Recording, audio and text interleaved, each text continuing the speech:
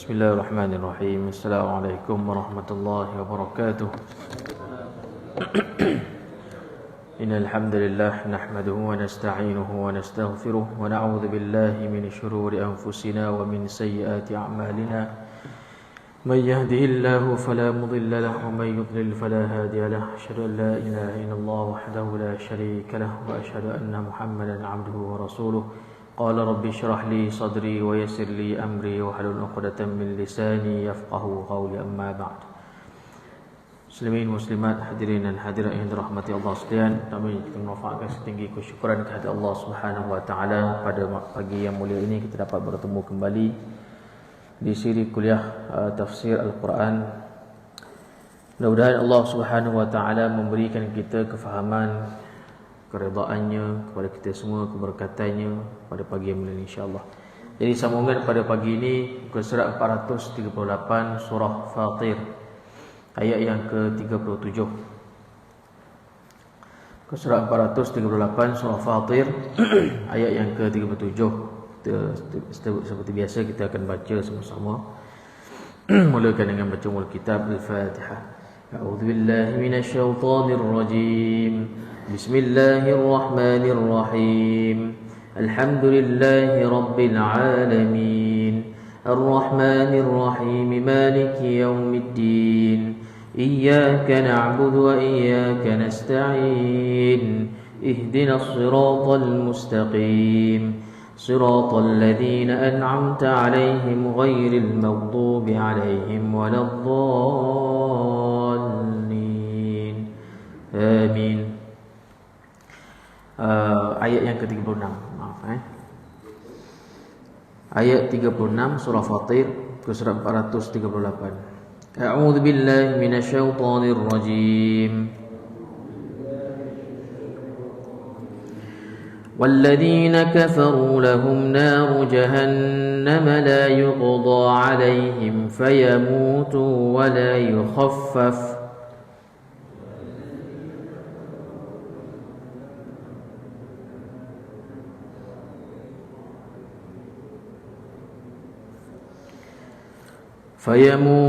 ولا يخفف عنهم من عذابها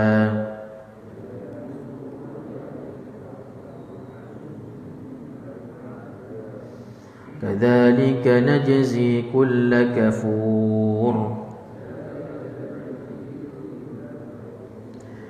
وهم يصطرخون فيها ربنا أخرجنا نعمل صالحا غير الذي كنا نعمل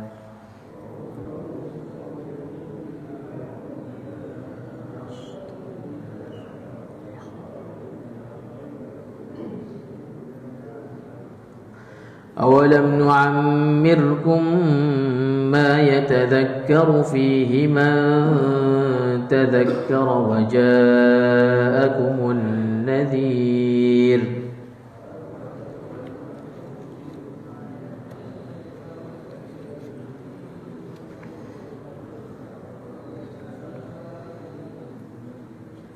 فذوقوا فما للظالمين من نصير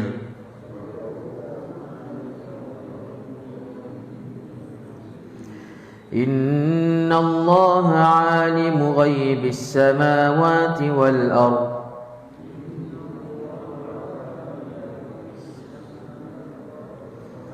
إنه عليم بذات الصدور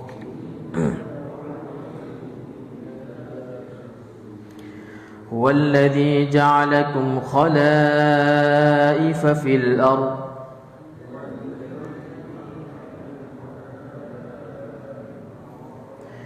إنه عليم بذات الصدور. فمن كفر فعليه كفره ولا يزيد الكافرين كفرهم عند ربهم إلا مقتا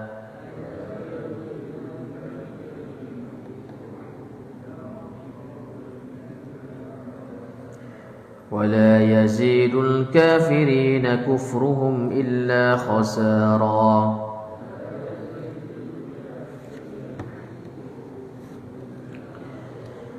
صدق الله العظيم.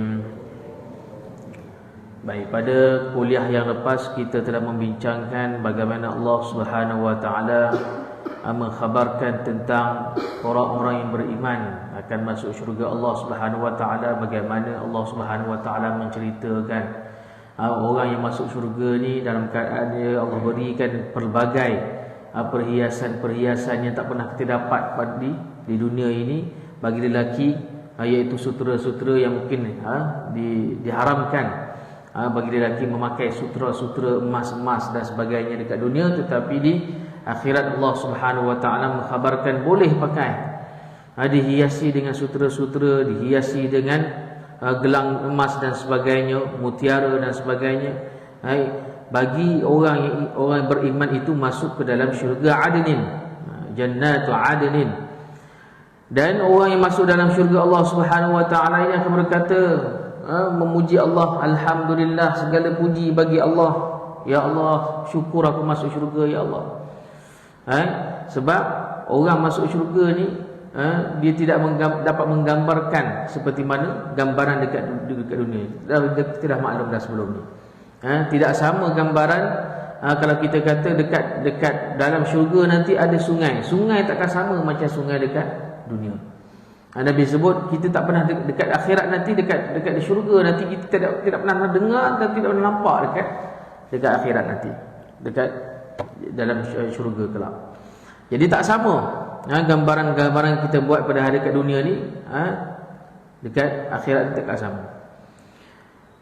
Dan juga Allah Subhanahu wa taala memberitahu bahawasanya yang menempatkan kami dalam tempat yang kekal, syurga dengan kurnianya, di dalamnya kami tidak merasa lelah dan tidak perlu merasa lesu. Dalam syurga nanti kita tak rasa letih dah. Yang tua jadi muda. Yang tua jadi muda berapa tahun? Puluh-puluhan tahun. Dalam hadis Nabi mengatakan bahawasanya umur ni dalam 20 ke 30 tahun. Kita kalau meninggal umur 70, 80, 90 tahun, Allah angkat kita masuk syurga, umur kita lebih muda lagi. Dan muda tu sampai bila-bila? Sampai bila-bila. Dan Allah berikan itu kepada orang beriman sahaja. Orang yang tak beriman takkan dapat. Orang tak beriman takkan dapat. Orang yang kufur dengan perintah Allah Subhanahu wa taala dekat dunia, Allah takkan bagi. Tapi orang yang beriman tetapi diingkar perintah Allah, dia beriman, dia sembahyang tapi melanggar syarat-syaratnya, syarat-syarat hukum hakam dalam Islam.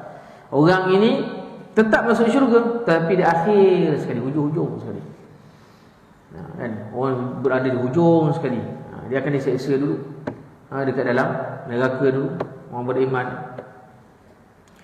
dia diseksa dulu dalam neraka dalam tempoh yang agak lama, kemudian barulah diangkat masuk ke dalam syurga.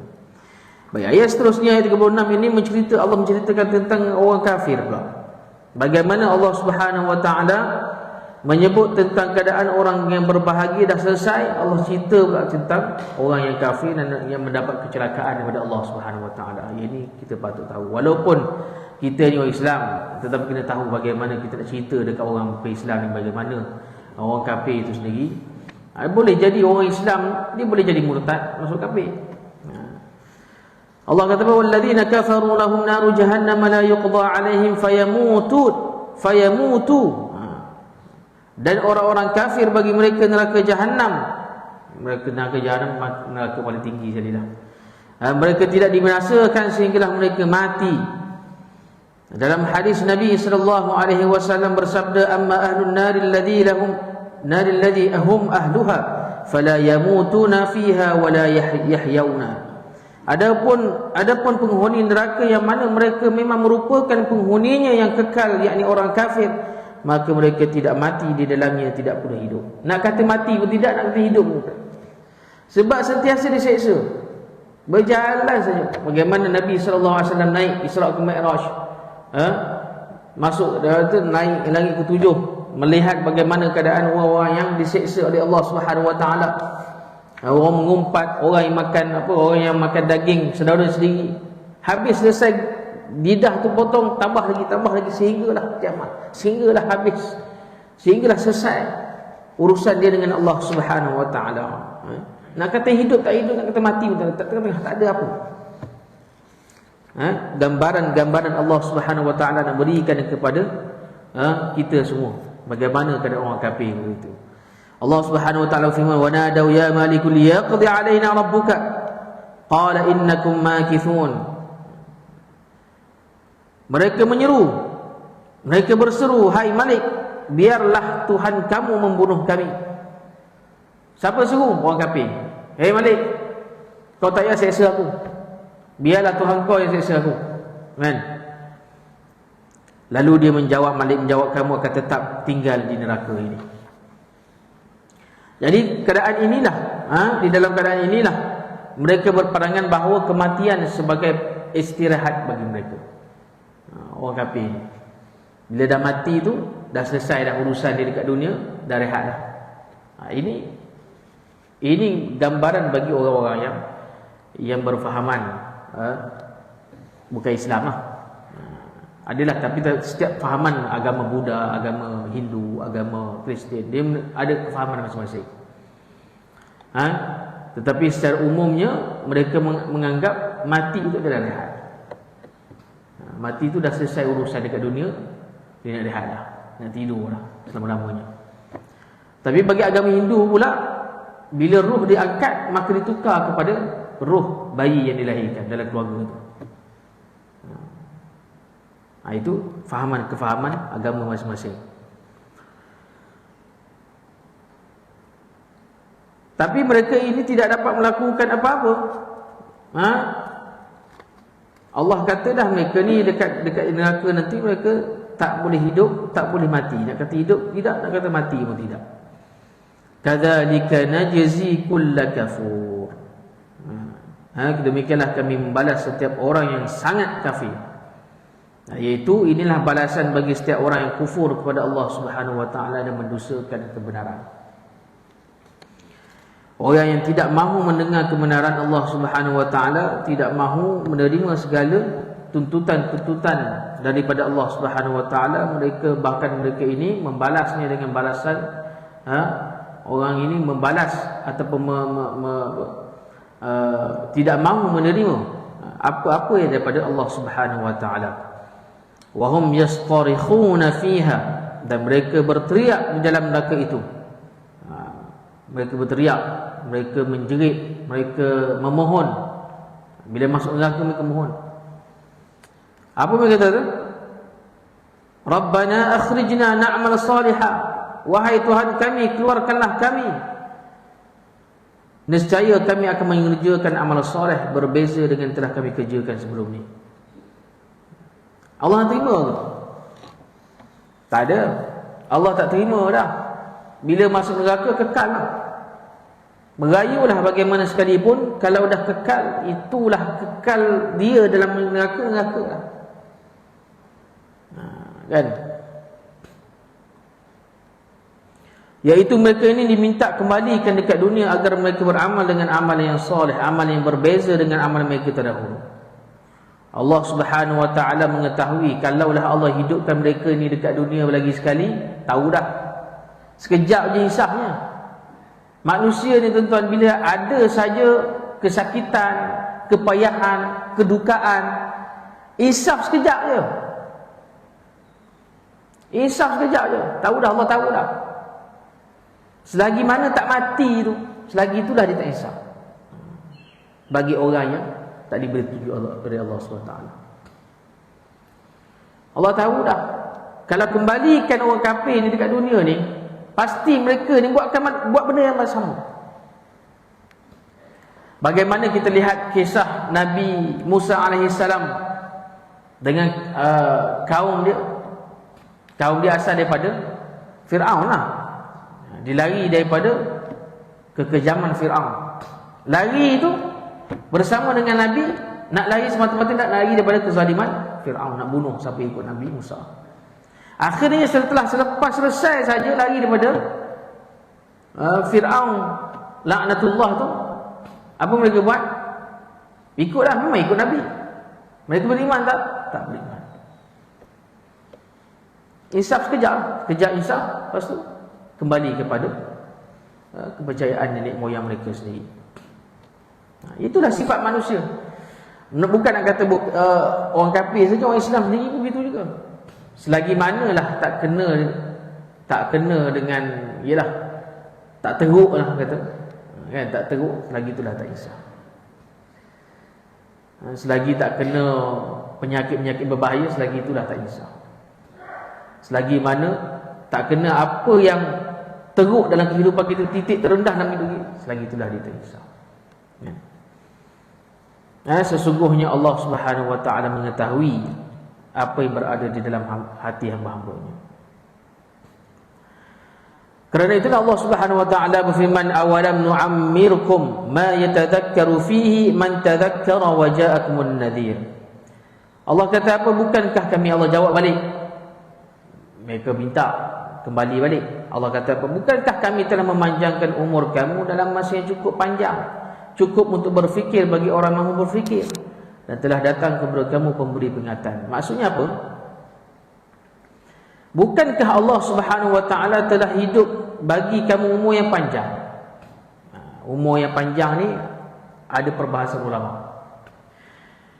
Ada ulama kata perbahasan dia ialah umur yang panjang tu, adakah umur dia 17 tahun, umur dia 40 tahun, ataupun umur dia sampai 60, 70 tahun, ataupun 100 tahun. Umur yang panjang ni. Boleh kata umur 17 tahun. 17 tahun tu dia hidup, dia mati umur 17 tahun. Panjang juga masa dia 17 tahun. Kan? Ada ulama kata 40 tahun. Panjang juga. Tapi bagi kita yang berumur yang mungkin dah 6 siri, 7 siri, kita rasa alah muda lagi 17 tahun. Tetapi kalau kita ikut fikir panjang kita, 17 tahun akan datang, panjang, lama. Jadi perbahasan ulama berkaitan dengan panjang, Allah kata memanjangkan umur kamu. Daripada Ali bin Husain Zainul Abidin radhiyallahu anhu berkata, ukuran umur dalam ayat ini adalah 17 tahun.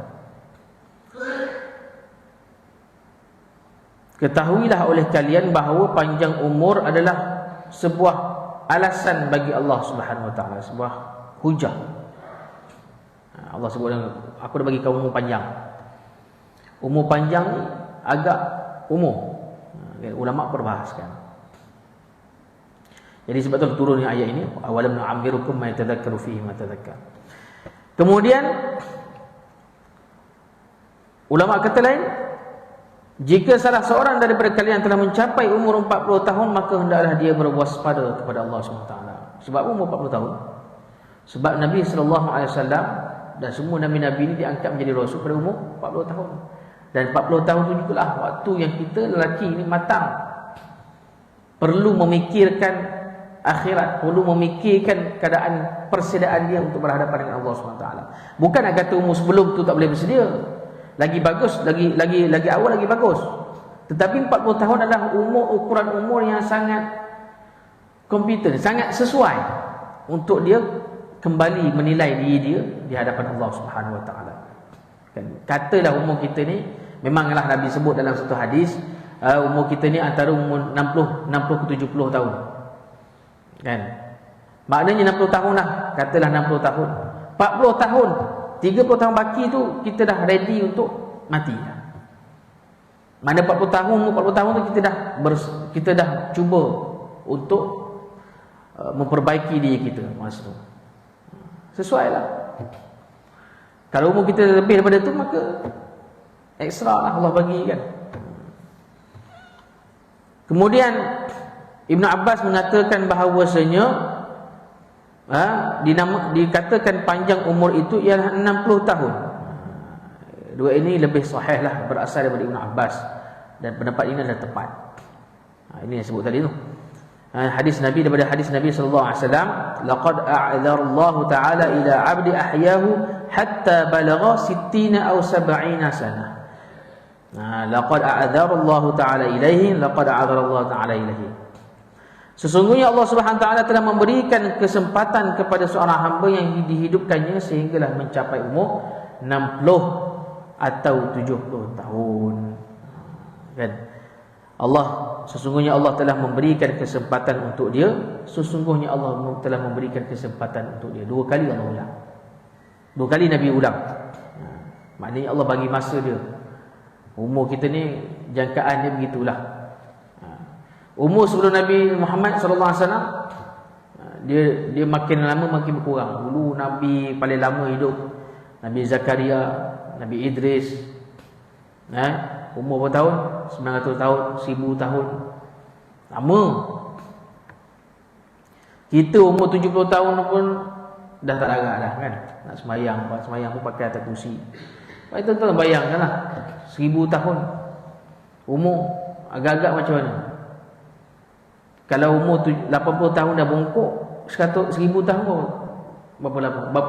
Badan struktur badan macam mana? Mungkin zaman itu zaman lain lah. Maksudnya dia punya peredaran masa zaman, struktur badan manusia mungkin dah berlainan berbanding dengan hari ini. Hari ini macam-macam makanan kan, mula merosakkan tubuh badan kita. Dulu mungkin lain. Dulu makanan rutin harian mereka memang roti je lah. Roti makan dengan kuah sikit. Itu je makanan uji harian dia. Kita macam-macam sekarang ni. Sebab tu dah meninggal awal. Ada meninggal awal umur 30 tahun, ada 20 tahun, ada macam-macam. Sebab penyakit ni datang awal. Demikianlah diriwayatkan oleh Imam Bukhari dan dalam bab Ar-Riqaq. Hadis inilah, mana hadis sahih ini mengatakan memang gitulah, dikatakan umur yang panjang tu Allah kata anggaran gitu 60 tahun, 70 tahun. Kalau lebih daripada itu, ekstra bagi dia. Idza balagha al-fata 60 aman faqad dhahaba al-mastaratu wal fata'u. Jika seorang pemuda telah mencapai umur 60 tahun, maka hilanglah rasa gembira dan kemudaannya. Memang kan, bila dah capai umur 60 tahun, 70 tahun, 60 tahun tak fikirlah apa dah. Dia dah hilang rasa kegembiraan, rasa seronok. Tapi ada juga yang umur 60 tahun, 70 tahun dia rasa seronok lagi. Kan, dia rasa nak nikah seorang lagi, rasa nak beli kereta lagi, nak beli rumah lagi. Tak apalah, tak kisah. Selagi mana dia menjaga amalan-amalan dia. Pergi masjid, pergi surau. Ada orang jenis macam tu, umur 80 tahun tak bertongkat pun, berkebun lagi, pergi surau, pergi masjid. Amalan saya tahu amalan apa dia pakai. Mata terang lagi, tak pakai cermata pun. Baca Quran relax baca. Ni baca kitab ni relax, tak pakai cermata. Berapa umur dia? 80 tahun, 90 tahun. Siapa tu jumpa 90 tahun tak pakai cermata, jalan elok steady. Umur dia kalau ikutkan memang boleh bongkok badan dia, tapi dia seolah-olah macam umur dia baru 60 ke 70 tahun, 60 tahun lah. Steady kan? Pergi masjid, berkebun, duduk berkebun, pergi menebas, tak buat apa kan? Makan yang bukan makan pelik-pelik, makan memang dia biasa makan masa zaman dulu kan, zaman Jepun tu. Sehat lah jawab dia. Baik. Kemudian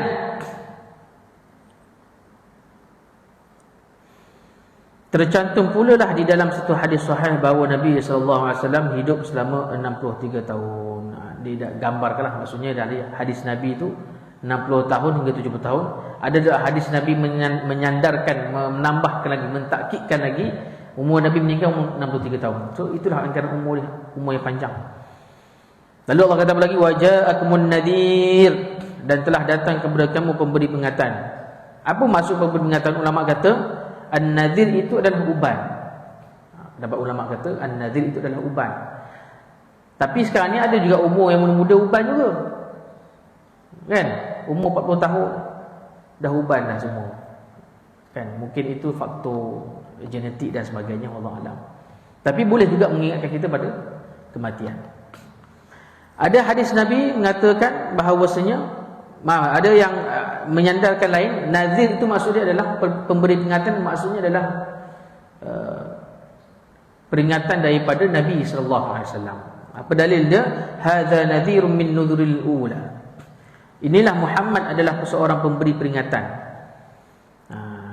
di antara pemberi peringatan yang telah terdahulu. Surah An-Najm. Inilah yang sahih dan berkata sesuai dengan yang dikatakan oleh Syaiban, bahawa dia berkata dia akan berdalil dengan umur para rasul terhadap mereka. Jadi umur yang panjang itu, 60 tahun itu adalah satu pemberi peringatan kepada kita, mesej kepada kita bahawasanya kena kembali kepada Allah SWT. Umur 40 tahun kena bersedia, 60 tahun lebih bersedia untuk berhadapan dengan Allah Subhanahu Wa Taala. Kan? Dan uban itu adalah satu peringatan. Ada yang kata saya tak suka uban, saya suka inai. Saya inai rambut saya. Tak pulang, inai boleh inai. Inai kena ada tujuan lah, bukan sebab nak menunjuk fashion dan sebagainya. Nabi pada zaman Nabi SAW, Nabi memang pakai inai, tapi ada tujuannya, bukan sebab saya saja. Nabi pakai inai sebab nak nampak muda. Dan Nabi menyarankan sahabat-sahabat ini memakai inai, rambut, dijanggut dan sebagainya. Supaya apa? Sebab zaman tu zaman berperang. Jadi bila musuh nampak semua muda belaka, dia takut. Tuan-tuan bayanglah, kalau yang berperang tu, musuh nampak perang tu semua dah berjanggut, dah putih, mudah untuk dia membunuh, kan? Itu strategi dia. Tapi zaman sekarang terbalik, pakai inai, bagi hitam, bagi dapat segar. Nak apa? Nak janda tengok dia.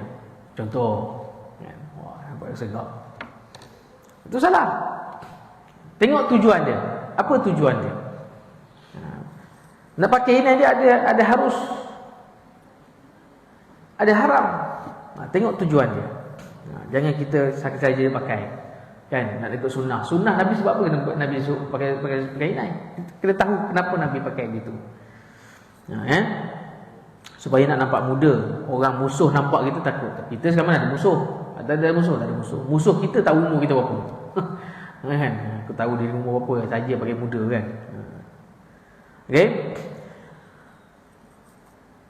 Allah Subhanahu Wa Taala berfirman, kullama ulqiya fiha fawjun sa'alahum khazanatuha alam ya'tikum nadhir qalu bala qad ja'ana nadhir fakadzdzabna wa qulna ma nazzala Allahu min syai' in antum illa fi dhalalin kabir. Setiap kali dilemparkan ke dalamnya sekumpulan orang-orang kafir, penjaga-penjaga neraka itu bertanya kepada mereka, apakah belum pernah datang kepada kamu di dunia seorang pemberi peringatan? Dekat akhirat nanti Allah tanya, yang masuk orang neraka tu, tak ada kau bagi peringatan dekat engkau kat dunia ni? Adakah Allah tanya tu sebab Allah tak tahu? Soalannya. Bukan Allah tanya tu sebab Allah tak tahu. Allah nak dia tahu. Dulu apa kita tahu, kan? Peringatan. Tapi Allah saja tanya balik. Macam kita lah dengan anak kita. Dulu abah dah warning dulu, kan? Kau tak ingat dulu? Gitu. Macam itulah lebih kurang. Mereka menjawab, benar ada. Mengakui, betul ada. Sesungguhnya telah datang kepada kami seorang pemberi peringatan. Maka kami mendustakannya dan kami katakan Allah tidak menurunkan sesuatu pun. Kamu tidak lain hanyalah di dalam kesesatan yang besar.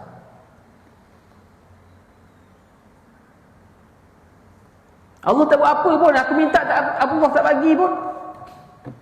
Berlaku tak? Berlaku. Ni doa ni berubah tak dapat. Berubah bertahun-tahun minta tak dapat. Dan sekali give up, tak nak semayang. Allah bukan bagi aku apa pun. Nampak? Sedangkan orang beriman itu kena sabar. Kan?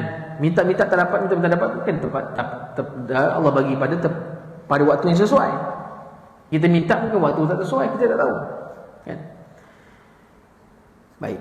Kemudian Allah kata lagi, fadhuqu fama lidh-dhalimin min nasir, maka rasakanlah azab kami dan tidak ada bagi orang yang zalim seorang penolong pun. Allah kata rasakanlah azab api neraka sebagai balasan bagi pembangkangan kalian kepada para nabi di masa kalian beramal masih hidup sebelum ini, lalu kalian hari ini tidak memiliki penolong yang dapat mengamalkan kamu daripada diazab oleh Allah Subhanahu wa taala. Inilah gambaran Allah nak mencelakakan orang yang kafir. Tak ada boleh selamat dah. Nabi pun tak dapat selamat dia sebab kafir. Kan? Tetapi orang beriman dia melakukan kejahatan,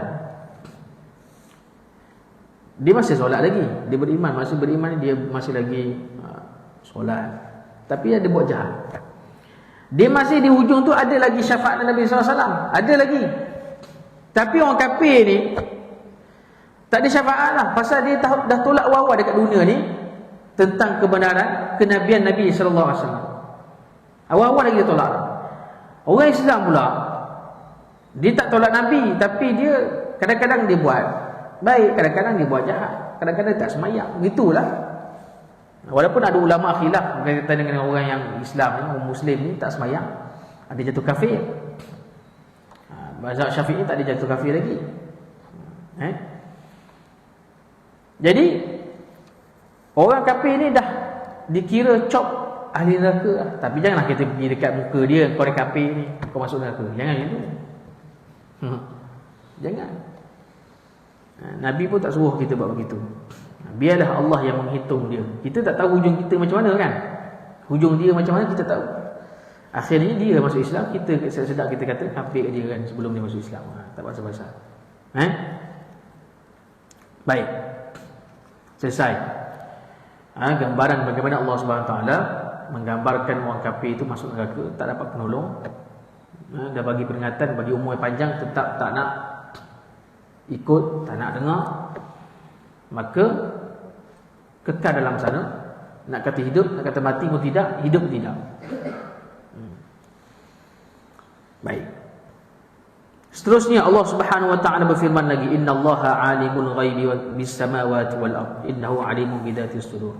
Ini Allah nak menggambarkan pula tentang kuasa Allah Subhanahu wa taala. Allah nak mengkhabarkan tentang pengetahuannya, keilmuannya terhadap perkara-perkara ghaib di langit dan di bumi. Dua benda je Allah sebut, langit dan bumi. Allah tak sebut pun benda di laut ke. Sebab langit dah mencakupi semua dah, cakra alam dekat sana.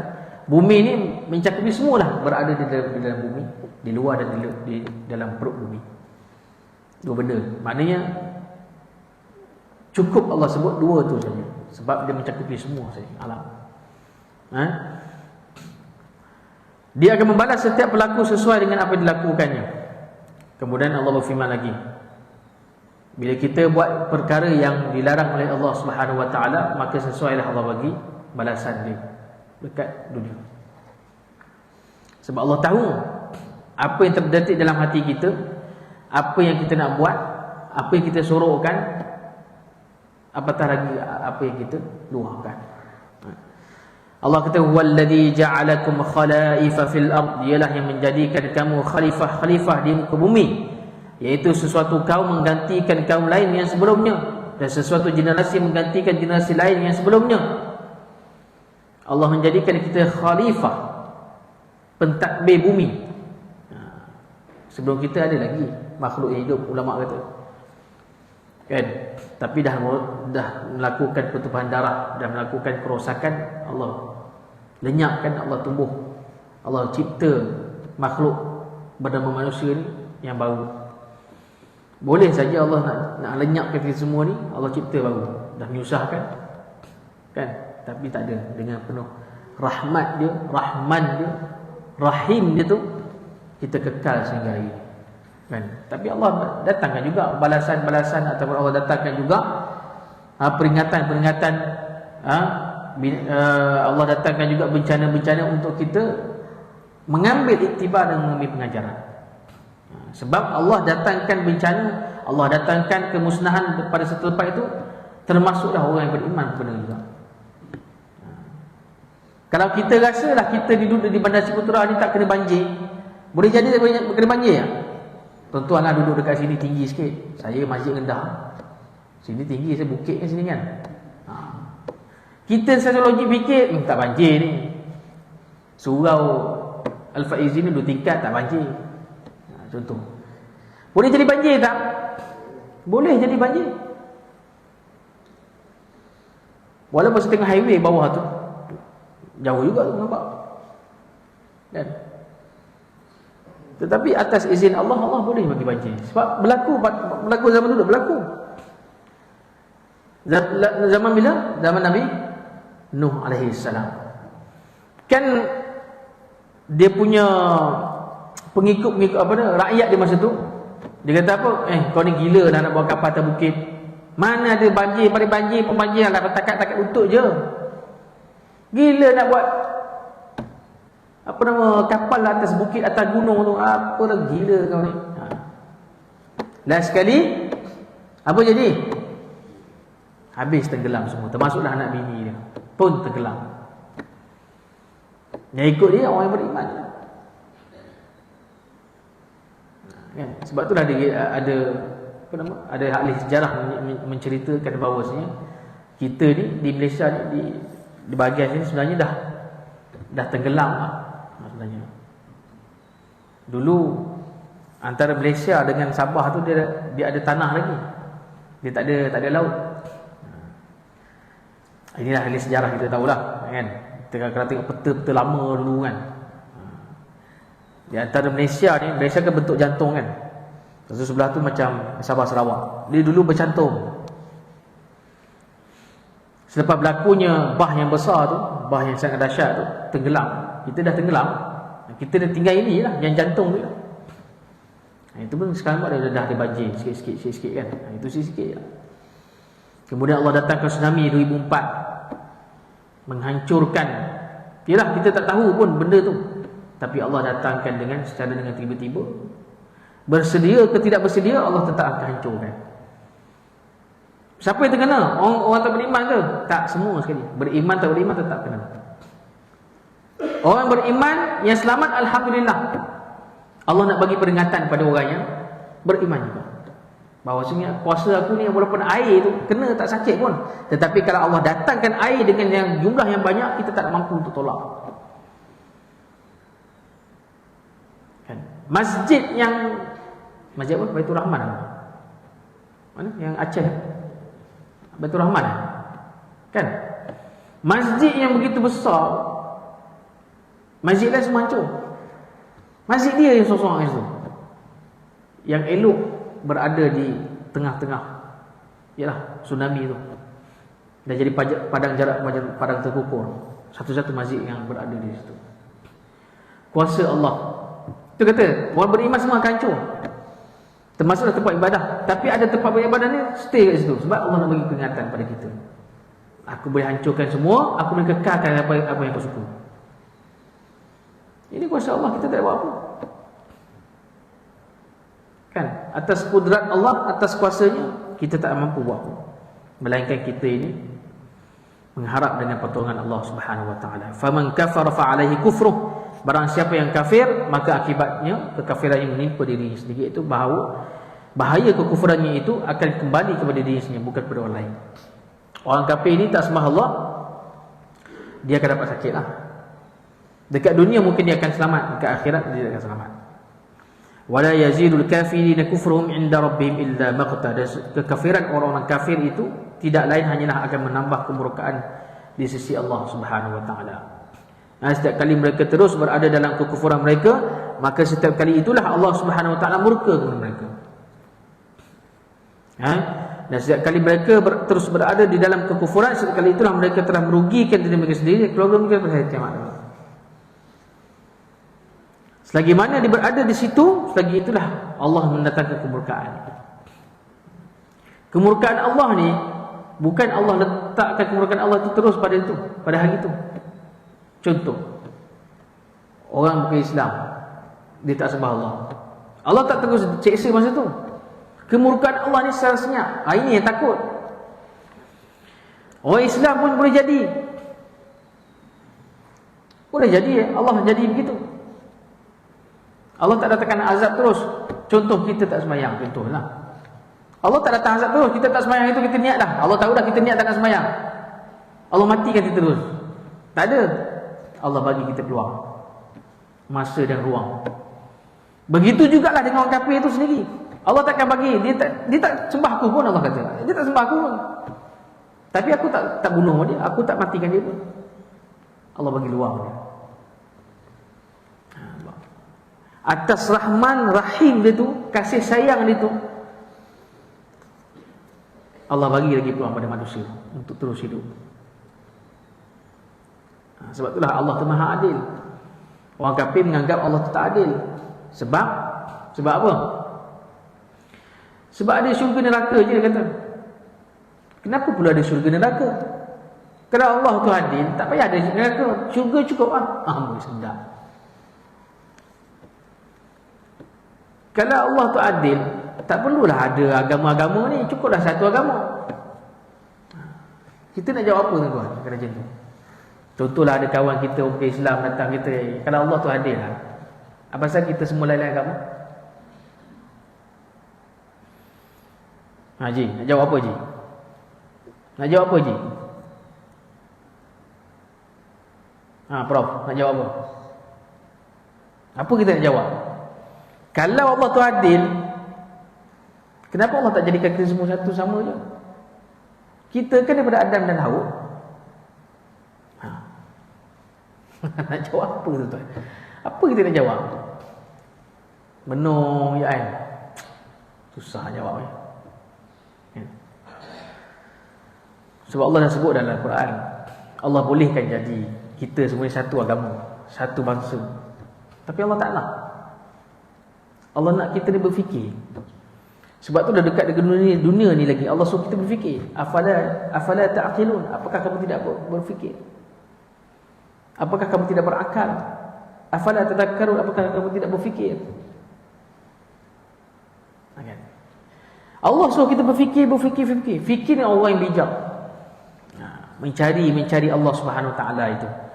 Berfikir supaya kita tahu apa yang kehendak Allah Subhanahu Wa Taala nak. Bukan apa kehendak kita, kehendak Allah. Kehendak kita sebab tu kita hanyut. Kehendak Allah kita nak itu. Dan berbeza dengan orang beriman yang mana setiap kali salah seorang daripada mereka bertambah umurnya dan baik amalannya, maka setiap kali itulah pula meningkat darjat dan kedudukannya dalam syurga Allah SWT. Ini bagi orang beriman lah. Kan? Kita semua nak mati dalam iman kepada Allah SWT. Beriman dengan Allah SWT. Semua kita ni kan. Kita tak nak mati dalam su'ul khatimah. Semua nak mati dalam husnul khatimah. Kan? Jadi sebab itulah kita banyakkan berdoa kepada Allah Subhanahu Wa Taala agar kita semua ni berakhir dengan husnul khatimah. Kita tak tahu, kadang-kadang dekat dunia ni kita memanglah kita pergi solat, kita pergi sembahyang semua. Tetapi akhirnya Allah nak tunjukkan kita bahawasanya kita ni tak seperti mana kita meninggal, tak seperti mana kita nak harapkan. Apa sebab? Kena lihat balik apa yang kita berada dalam diri kita dengan keluarga kita sendiri. Bukannya melihat pada orang lain, melihat diri kita dulu. Kan, tak boleh salahkan orang lain, salah diri kita dulu. Tapi Allah tu Maha Pengasih. Jangan risau, Allah Maha Pengasih, Maha Penyayang. Dia tak akan hukum hamba orang beriman tu macam tu saja. Dia ada belas kasihan juga di ujungnya.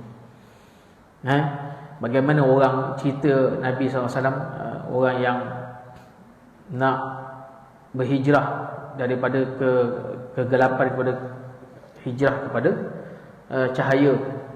Bagaimana dia dulu membunuh, dia cerita hadis sahih, dia dah tinggallah kisah silam dia. Kan dia dah bunuh 99 orang. Semua tuan-tuan tahu cerita ni. Orang yang ke-100 bagi nasihat pun tak betul, bunuh juga. Dah cukup 100 orang. Akhirnya dia jumpa orang yang betul, dia kata berhijrahlah kamu ke negeri yang lebih baik. Dia tak buat lagi, tak beriman lagi, nak hijrah dia pun. Dia nak berhijrah, dia nak buat kebaikan. Tengah-tengah jalan tu dia meninggal. Malaikat pun pening kepala, nak letak di mana ni? Nak syurga ke neraka ni? Kalau ikutkan amalan dia memang neraka, pasal dia dah bunuh orang, robol orang, dah macam-macam dia buat lah. Dia bincang-bincang sama dengan malaikat, bincang-bincang macam mana kita nak buat dia ni. Hidup dia penuh dengan maksiat. Macam mana kita nak buat? Dia tak ada buat kebaikan pun ni. Melainkan dia ni memang dia nak kembali je. Dia nak kembali kepada Allah saja. Macam mana kita buat? Itu pun satu je, itu tak buat lagi. Dia baru je niat saja. Lalu Allah Subhanahu Wa Taala kata, kau ukurkan antara jarak dia, negeri yang dia kegelapan itu dengan negeri yang dia nak pergi hijrah tu. Mana yang lebih dekat? Kalau lebih dekat itu, maka masuk dia syurga. Maka ukur-ukur, rupanya tempat yang negeri nak pergi ke negeri yang baik itu lebih dekat daripada negeri, maka masuk dia syurga. Dia buat amalan? Tak buat. Tapi atas niat dia Allah hukum gitu. Itu atas ihsan, atas kasih sayang Allah itulah kita boleh masuk syurga. Dan tambah lagi dengan atas syafaat Nabi sallallahu alaihi wasallam. Tanpa syafaat Nabi tuan-tuan, kita takkan dapat kemudahan yang kita dapat pada hari ini. Nampak? Kan, ni nak Ramadan ni, saya berpuasa pada diri saya dan pada tuan-tuan. Kita berhentilah insya-Allah. Sebelum Ramadan ni kan, kita berehatlah kan sebulan.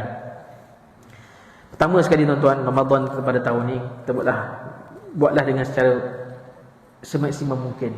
Sebab kita tak tahu Ramadan akan datang bila, kita boleh bertemu atau tidak.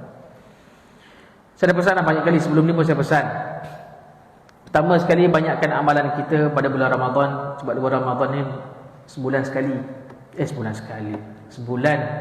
Sebulan tapi setahun sekali. Kan? Bukan sebulan sekali, sebulan sekali mati kita. Sebulan setahun sekali. Okay? Jadi bila kita buat tu, biarlah buat bersungguh-sungguh. Tak ada alasan untuk kita nak kata gangguan syaitan. Sebab syaitan dia belenggu. Yang ada adalah nafsu semata-mata. Jadi masa itulah kena didik nafsu kita ke arah kebaikan. Bawa iman kita, ajak nafsu kita ke arah kebaikan. Nafsu ni akan berbolak-balik. Kadang dia baik, kadang dia jahat, kadang dia nakal sikit. Kita kena bawa dia. Iman kita berada dalam diri kita ni kena kuat. Kena bawa dia dalam ke arah kebaikan. Yang kedua, banyakkan berzikir dan kurangkan mengumpat dan bercakap-cakap benda yang tidak berfaedah. Ini sangat penting. Kalaulah ada kawan-kawan kita nak ajak sembang benda yang tak elok, Nabi pesan dah, inni shaim, sesungguhnya aku ni berpuasa. Aku tak nak mengumpat bulan Ramadan, aku nak benda yang amalan yang aku nak.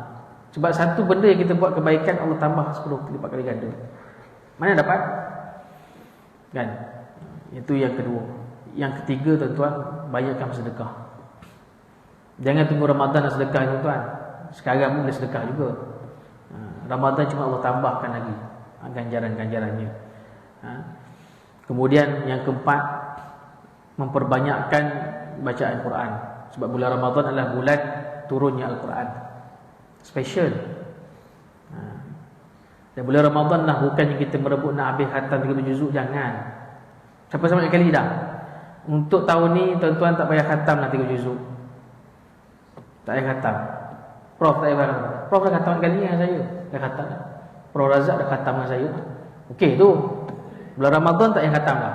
Bulan Ramadan ni fokus untuk kita memahami isi kandungan Al-Quran, tafsir Al-Quran, tadabbur Al-Quran. Boleh tuan-tuan? Tak khatam tak apa. Tuan-tuan target contohnya lah. Kita nak ambil ibrah dalam surah apa? Saya lagi suka ambil surah Al-Anbiya. Kisah-kisah perjuangan Nabi-Nabi terdahulu. Tuan-tuan ambil satu surah, khatamkan dalam satu bulan Ramadan. Ambil satu ibrah, peringatan untuk diri kita dalam surah tersebut. Itu cadangan saya lah. Kalau tuan-tuan rasa macam surah lain okey, pakai, ambil surah panjang sikit. Buka tafsir. Tak payahlah terjemah dengan tafsir lain. Terjemah ni terjemah satu-satu tu. Tafsir macam ni lah. Dia ada huraian-huraian yang lebih memahamkan diri kita dengan Quran tu.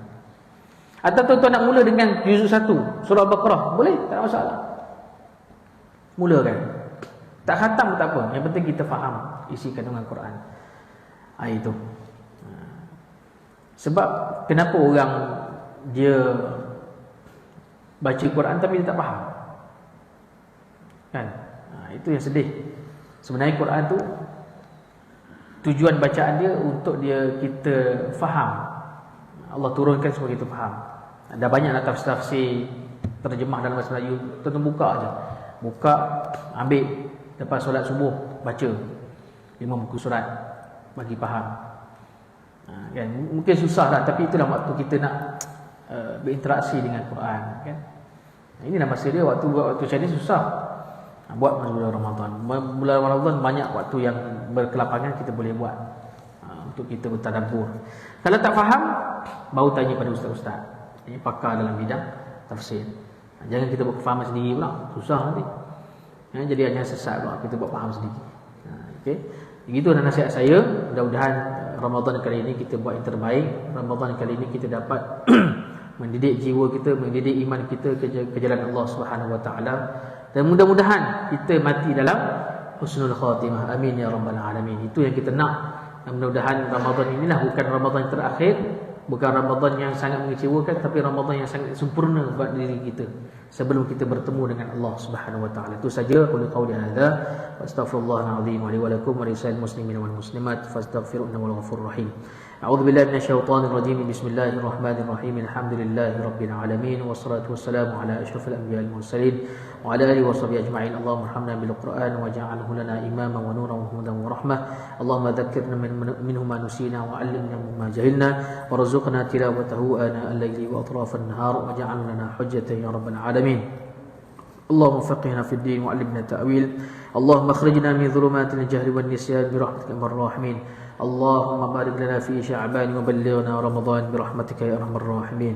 وصلى الله على سيدنا محمد وعلى اله وصحبه وسلم والحمد لله رب العالمين.